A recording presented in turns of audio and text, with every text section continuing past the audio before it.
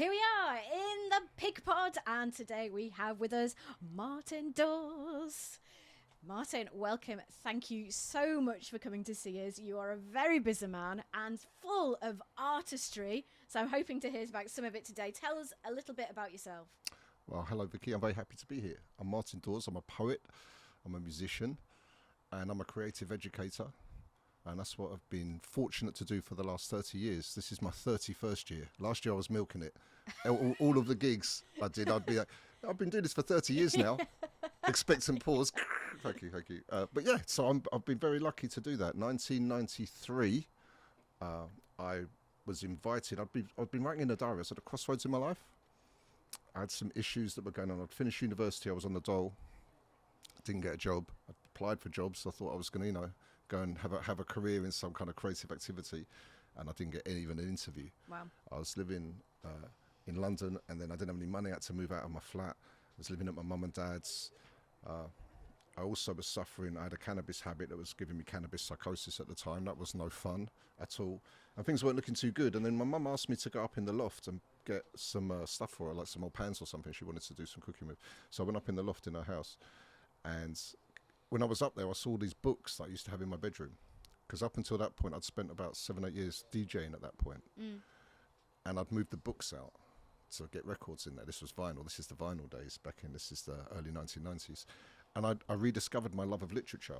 And the crisis I was having in my life at the time led me to start writing in a diary, because I loved writing as a kid, as a small child. I loved writing, and it gave me self-esteem because my teachers gave me praise. It was the one thing I was good at, So that was something that gave me resilience. I remember walking home from school one day, and it was just horrible. It was a mess, really. My life socially particularly was a mess. I had loads of anxiety. I was really socially misadjusted because of things that had happened to me. And then I remember saying to myself, never mind, Mark, at least you're the best at English, And that was my life ring. Yeah. So then when I started writing in a diary, I mentioned it to a friend at a party. She went, oh, you should come and see these poets. So in 1993, I went to an event at a place called the ICA, the Institute of Contemporary Art, where she works. I got a ticket to it, and I walked in by myself thinking, oh, don't know anybody. I'm like really nervous.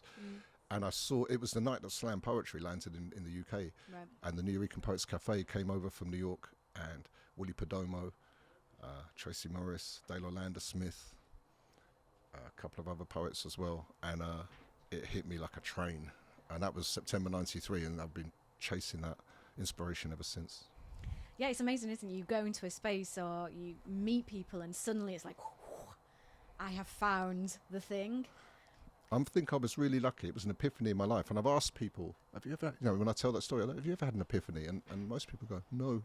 And I truly was blessed to find something that gave me passion, And then I've been fortunate to find out that it could have a social purpose, and that I've been making my living, encouraging other people to be creative with their words and their voice, and to facilitate people expressing their stories and build culture through that. And that to me is, I'm really fortunate. I'm really lucky.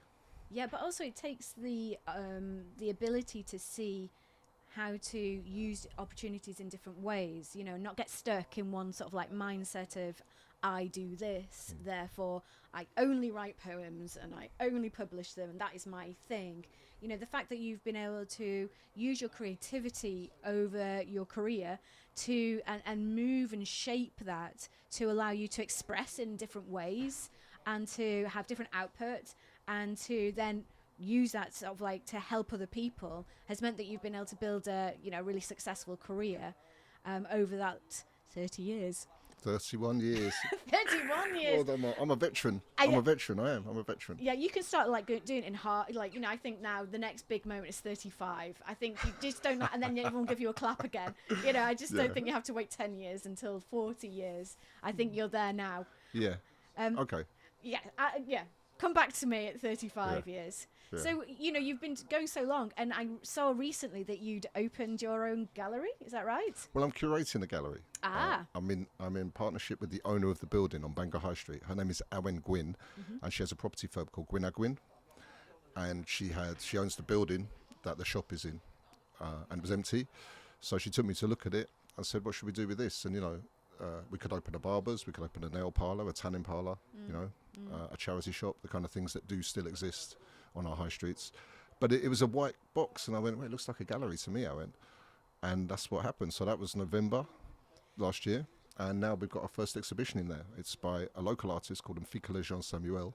It's a really fantastic artist. It's like so powerfully vibrant. And we brought a massive ray of light onto Bangor High Street, which is really quite a depressed place. Yeah. There's a lot of empty shops, and there's quite a lot of social decay happening on Bangor High Street. And I've recently moved to the High Street as well. So I was living in Bethesda for the last 20 years, but I've just moved to the High Street. So I'm resident in the Pendreve area of Bangor High Street, which is where the gallery is. So the gallery is about 200 metres from my flat. So this is really, I'm on a mission to see how we can use art and culture to form a route for regeneration, because you get regeneration agencies coming in and they do their stuff, you know, but they come in, they parachute, and then they're off. And I want to use what we do to really build a grassroots movement of regeneration, because it's a fascinating question. What are we going to do with our hearts of our communities, the hearts of our cities? What are we going to do with them? Because the retail district is online, you know. Jeff Bezos is in space with our high street, so or it's an out of town strip mall like we have in Bangor on Carnarvon Road. Yeah. So what are we going to do with these old places? And for me, cultural services will survive, because we need culture, because that's how we understand ourselves and build our identities together. So I'm really interested in that. Exciting things are going to happen. But the gallery's open Thursday, Friday, Saturday. If anyone isn't around on those days, just DM me on Instagram, Martin Daws. That's Daws. And I only live around the corner. I can come and open up. Come and have a look. Private viewing. Yeah, absolutely. And Fikala's a wonderful artist. He's from Cameroon originally. He's been in Bangor a few years now. And I'm particularly keen to celebrate our ethnic diversity in Bangor, because Bangor's become an ethnically diverse city, which to my joy, you know, and that's part of the reason why I want to live there. So I'm really, really happy that we have an artist from Cameroon as our first exhibition, because I want that gallery to be a place where everybody's welcome and where we can find one song that we can all sing together as a community. All of our differences can find a place where they can be appreciated and become strengths, that our diversity is really celebrated as strength. And that at 109 is the name of the gallery, and yeah, that's part of my mission. Fantastic. It sounds like you've just got so many things going on, and you have brought with you a musical instrument. Indeed. What is this called? This is called a kalimba. It's a Huw Tracy kalimba, and it's a South African thumb piano, and it was designed by the musicologist Huw Tracy, who took his inspiration from the traditional mbiras of the Shona people in Zimbabwe. And yeah, can I play a bit? Yes, please. Cool. So I'm going to do a piece that's called Humble Hands.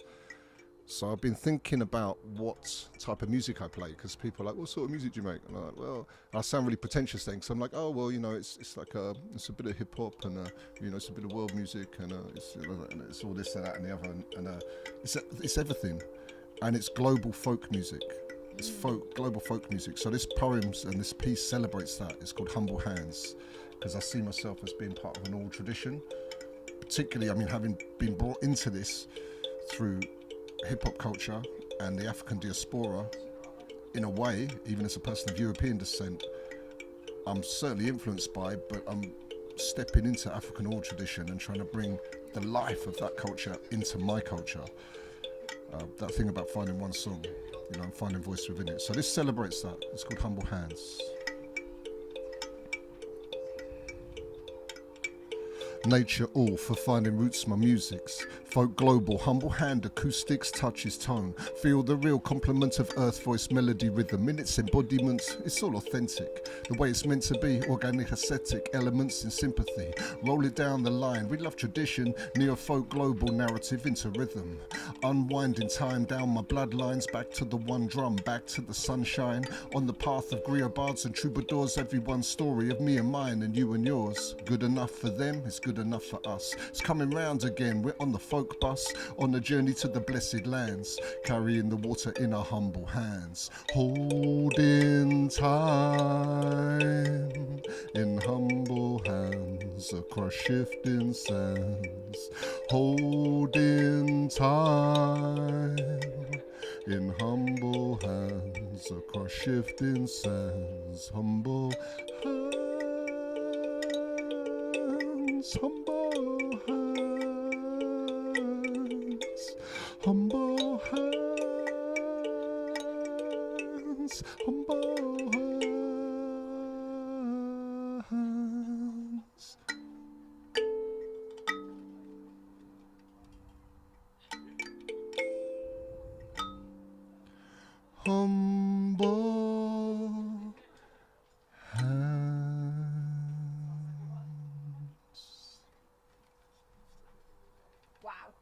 amazing. It was such a beautiful piece. I just love I just loved all of that. That was amazing. Thank you, Vickie. It's a pleasure to share it. Yeah, I'll be playing that this evening with my band, Poet for Life, actually. We've got a gig tonight at Taverna Bont in Port Oathby. So if you go over the Menai Bridge, the suspension bridge, there's a pub on the roundabout there. So we're playing that tonight.